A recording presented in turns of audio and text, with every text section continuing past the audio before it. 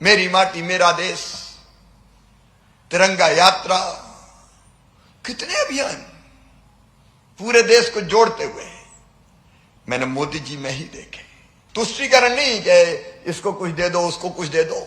हमारा देश अत्यंत प्राचीन और महान राष्ट्र है। 5000 साल से ज्यादा तो ज्ञात इतिहास है हमारा। जब दुनिया के विकसित देश, उनमें सभ्यता के सूर्य का उदय नहीं हुआ था, तब हमारे यहां वेदों की ऋचाएं रच दी गई थी। जब कई विकसित देशों में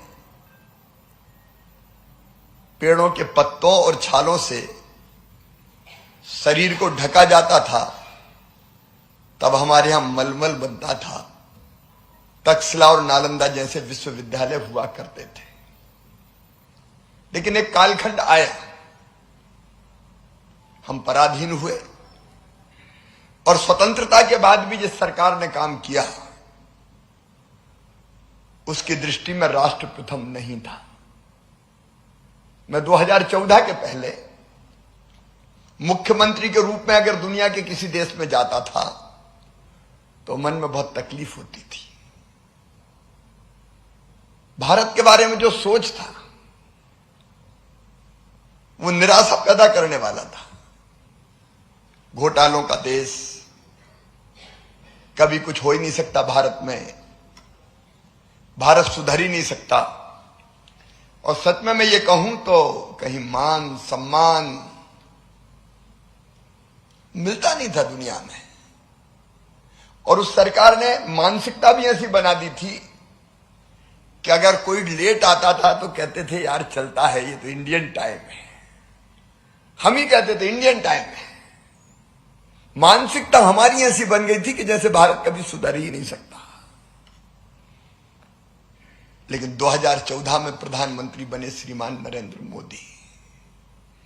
ये मैं कहने के लिए नहीं कह रहा युवा मित्रों, मैं अंतर आत्मा से कह रहा हूं। इतनी तेजी से परिवर्तन होगा कल्पना नहीं थी। भारत के बारे में दृष्टिकोण ऐसे बदल जाएगा मेरी भी कल्पना नहीं थी। लेकिन आज मैं नहीं कहता, जमाना कहता है यह दौर भारत का दौर है, प्रधानमंत्री नरेंद्र मोदी जी के नेतृत्व में। अभी अनुराग जी विस्तार से बता रहे थे, अब भारत समस्या नहीं, समस्याओं का समाधान है, दुनिया की समस्याओं का समाधान। दुनिया में कोई समस्या आती है तो दुनिया देखती है भारत की तरफ, प्रधानमंत्री श्रीमान नरेंद्र मोदी जी की तरफ। पहले जो भाव था भारत में कुछ नहीं हो सकता, सब ऐसे ही चल रहेगा, भारत कुछ नहीं कर सकता, अब वो बदला है कि भारत ही कर सकता है, भारत ही कर सकता है। सचमुच में ये हमारा सौभाग्य है कि हमें नरेंद्र मोदी जी जैसा नेतृत्व मिला है। मोदी जी भारत के लिए भगवान का वरदान है। अब छोटी छोटी घटनाएं देखिए।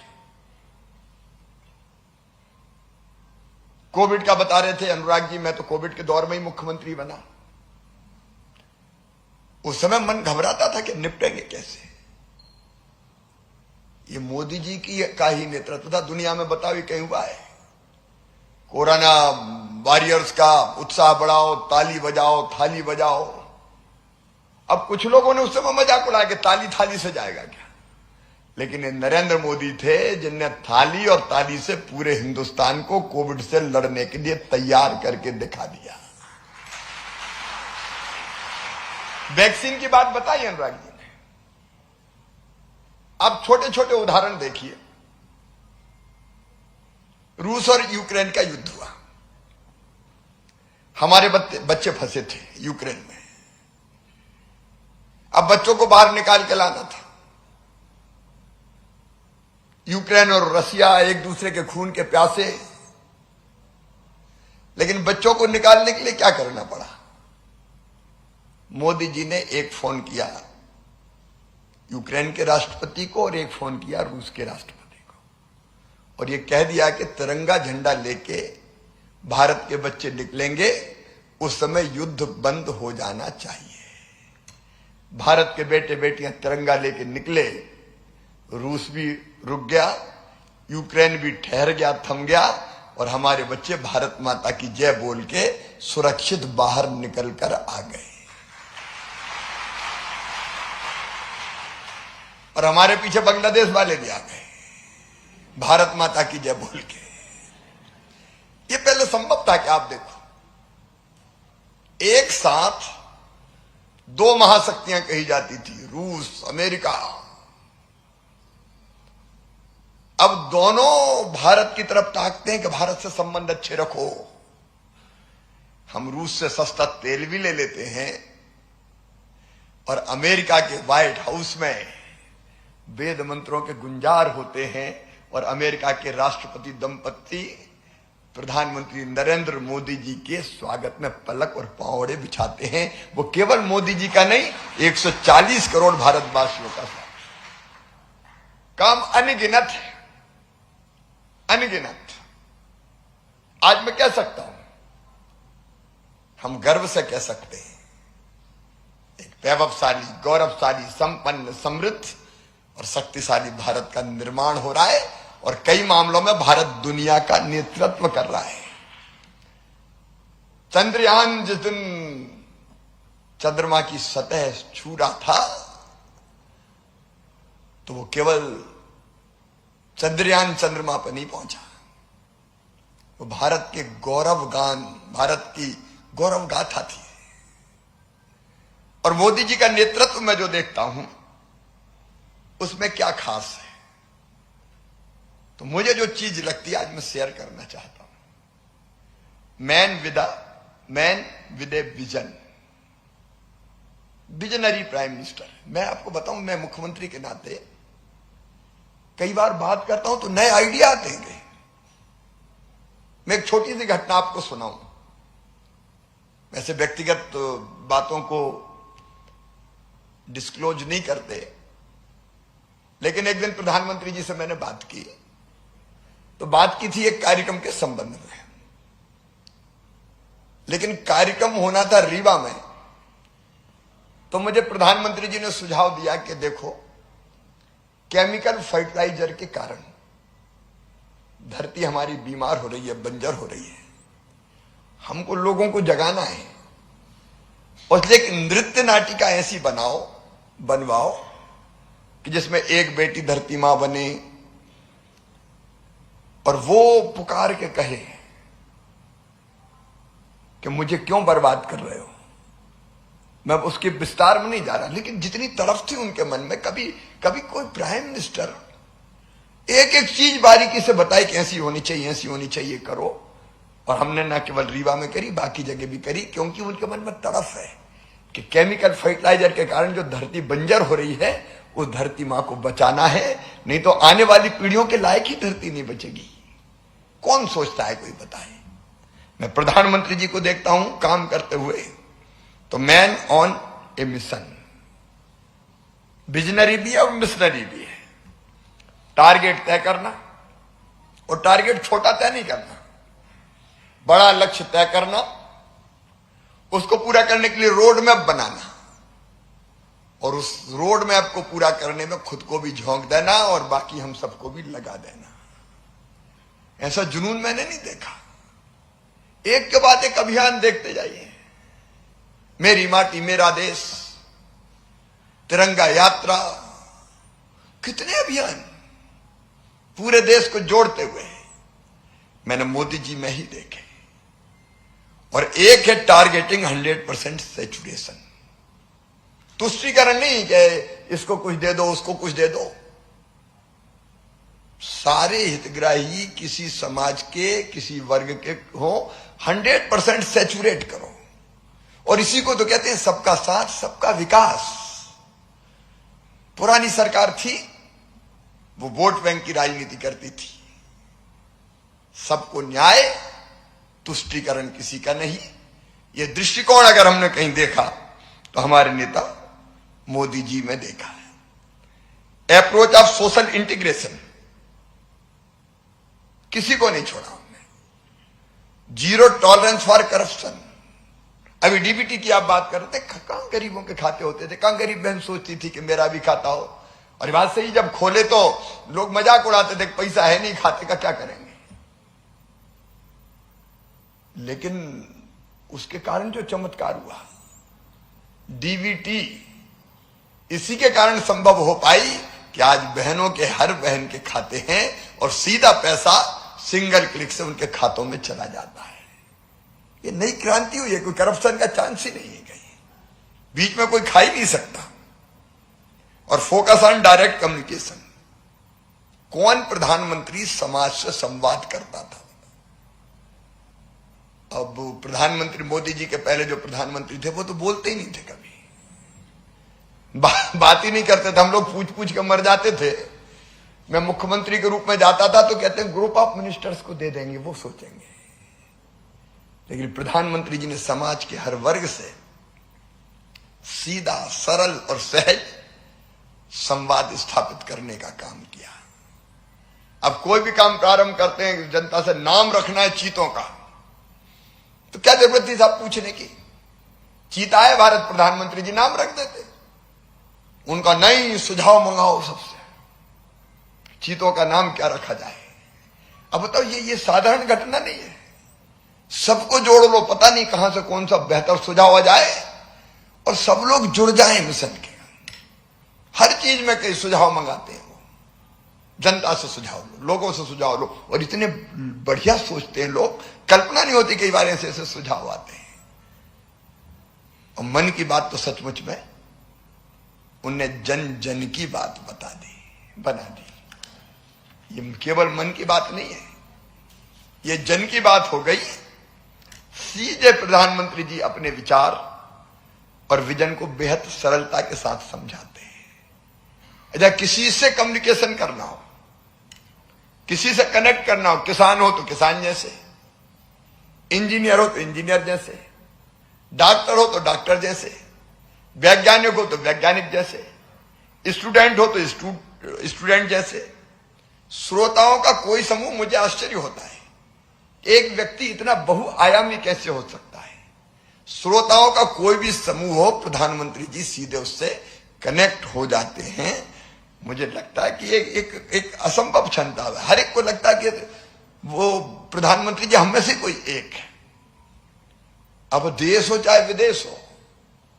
अब कल संत रविदास जी की यात्रा का वर्णन किया ग्रीस में उन्होंने, और ग्रीस वालों से संत रविदास जी की जय बुलवाई और बताया कि मध्य प्रदेश में कितनी अद्भुत यात्रा हुई है, इतने गांव, इतनी नदियों का जल। ये प्रधानमंत्री जी की क्षमता है।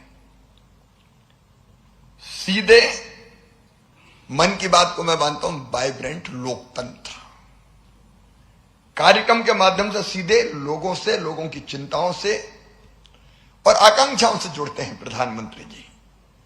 और मन की बात के अगर कुछ विभिन्न आयाम देखें तो मैं मानता हूं कि प्रधानमंत्री जी से सीधा संवाद तो है ही। बड़ी आसानी से कोई भी सीधे प्रधानमंत्री जी से जुड़ सकता है। और यह कितनी बड़ी बात है कि कोई भी आम नागरिक प्रधानमंत्री कार्यालय से जुड़ जाए। मैं इसको बड़ी घटना मानता हूं। समावेशिता और भागीदारी, इसकी एक और विशेषता है। मन में हमारे कई बार विचार आते हैं, लेकिन कई बार हम संकोच में रह जाते हैं, अरे यार कहां कहें, क्यों कहें। लेकिन प्रधानमंत्री प्रोत्साहित करते हैं कि अपने विचार साझा करो, अपने विचार साझा करो। तो मन की बात के माध्यम से वो विचार भी साझा होते हैं। एकता और राष्ट्रीय पहचान, ये मन की बात की विशेषता बन गई है। आप जानते विभिन्न पृष्ठभूमि के लोग, देखो अपना कितना बड़ा देश है, अलग भाषा, अलग वेश, फिर भी अपना एक देश, अलग अलग प्रांतों के लोगों से, अलग अलग रहन सहन, खान पान, लेकिन सबको समावेशित करके एक भारत और श्रेष्ठ भारत की कल्पना को साकार करते हैं तो प्रधानमंत्री नरेंद्र मोदी जी करते हैं। अलग अलग प्रांत की विशेषता ये मन की बात में आती रहती है। और दूसरी प्रेरणा और उत्साहवर्धन। अब भूरी भाई यहां बैठी है, मैं उनको प्रणाम करता हूं। ऐसी कलाकार, ये बात सच है, पहले कौन ने ध्यान दिया? कई ऐसे लोग जिन्होंने चुनौतियों से टकरा के निपटे हैं और सफलता पाई है, उनकी कहानियां हमारे सामने लाते हैं। कई बार क्या, कई नकारात्मक चीजें ज्यादा सामने आती हैं, लेकिन देश में कितने लोग हैं जो बेहतर काम कर रहे हैं, अपने आप को झोंक के काम कर रहे हैं, अपनी पूरी जिंदगी एक काम को पूरा करने में झोंक दी। कोई ने पर्यावरण के लिए झोंक दी। अब वो हमारी एक बहन का उल्लेख किया जो बीज बचा के रखती है पुरानी, जो हमारी अलग अलग प्रजातियां हैं, कोदो, कुटकी, उसको बचा के रखा। प्रधानमंत्री जी ने उनका उल्लेख किया, जो विशिष्ट काम करते हैं लेकिन अनजान, अनसीन हीरोज जिनको कहते हैं, उन सबको सामने लाने का काम और दूसरों को प्रेरणा देने का काम मन की बात के माध्यम से करते हैं। और एक विशेषता मुझे और लगती है, सरकारी नीति और योजनाओं के बारे में जागरूकता। वो नीतियों के बारे में, योजनाओं के बारे में, और जब पब्लिक अवेयर हो जाती है तो नीतियों का क्रियान्वयन बेहद सरल हो जाता है। सामाजिक मुद्दों के लिए मंच, शिक्षा हो, स्वास्थ्य हो, पर्यावरण हो, अलग अलग सामाजिक मुद्दे, उनको मंच अगर मिलता है तो मन की बात के माध्यम से मिलता है। और सांस्कृतिक उत्सव, प्रधानमंत्री जी बोलते हैं कि इस महीने अब राखी का त्योहार आने वाला है, तो राखी पे बात होगी, होली पे बात होगी, दिवाली पे बात होगी, ईद की शुभकामनाएं होगी, और अलग अलग हमारे जो उत्सव है उनके बारे में पूरे देश को बताना। और जिस ढंग से बताते हैं वो पूरे देश को एक कर देता है। इसके साथ साथ पारदर्शिता और जवाबदेही, विभिन्न पहल और नीतियों पर नागरिकों को एजुकेट करते हैं। तो मैं ये मानता हूं कि सरकारी संस्थाएं भी नागरिकों के प्रति और ज्यादा जवाबदेह होती जाती है, और राष्ट्रीय और अंतर्राष्ट्रीय घटनाओं का समय पे जानकारी, ये मन की बात में मैंने देखा, दुनिया में राष्ट्रीय और अंतर्राष्ट्रीय घटनाओं के बारे में सही और सटीक जानकारी कई बार हमको अपने प्रधानमंत्री जी से मन की बात में मिलती, ताकि समय पर समस्याओं के बारे में हमको जानकारी हो। और डिजिटल पहुंच और विस्तार, देखो मन की बात, यहां बैठे Anurag ji, radio, television, social media, digital platform, कितने प्लेटफॉर्म पर प्रकाशित होती है। इसलिए मन की बात सचमुच में अद्भुत पहल है प्रधानमंत्री जी की, और उन्होंने सारे जनों को उससे जोड़ा है। मैं इतना ही अनुरोध करूंगा कि इस किताब सबका साथ सबका विकास, इसको पढ़ना जरूर। आजकल ये हो गया कि हम किताब ले भले लें, लेकिन पढ़ने में थोड़े आलसी से हो गए हैं।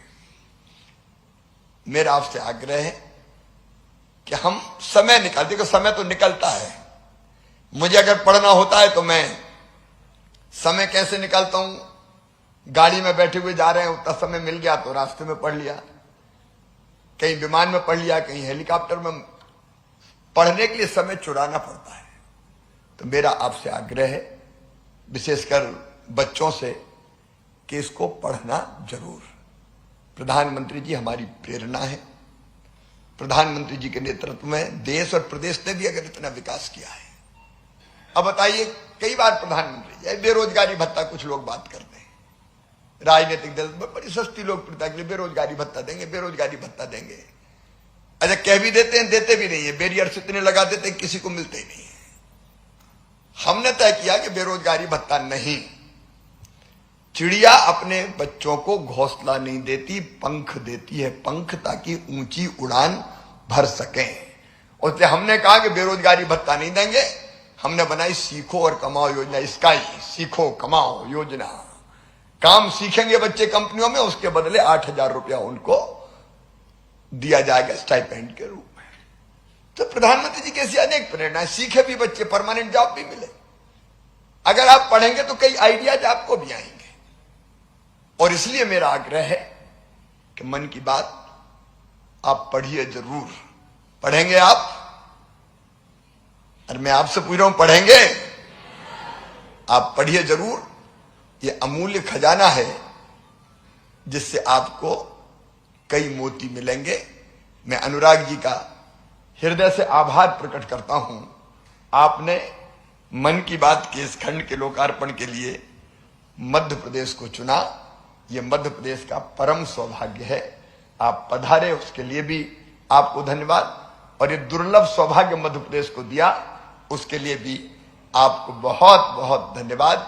मध्य प्रदेश लगातार आगे बढ़ता रहेगा। अभी अभी मैं आया तो मेट्रो रेल के कोच का अनावरण करके आया। कल स्मार्ट सिटी की जो रिजल्ट्स घोषित किए, स्मार्ट सिटी में भी मध्य प्रदेश नंबर 1 आया है। इंदौर देश में शहरों में नंबर 1 और मध्य प्रदेश ओवरऑल नंबर 1। इसके पहले जल संरक्षण के काम में मध्य प्रदेश देश में नंबर 1 आया। उसके पहले स्वच्छता मध्य प्रदेश नंबर 1 आया। एक नहीं, ऐसी अनेकों योजनाओं में मध्य प्रदेश देश में नंबर 1 है। अपना देश दुनिया में नंबर 1, और हमारी कोशिश होगी कि मध्य प्रदेश भारत में नंबर 1 प्रदेश बने। बहुत बहुत धन्यवाद। वीके न्यूज, राष्ट्र के नाम।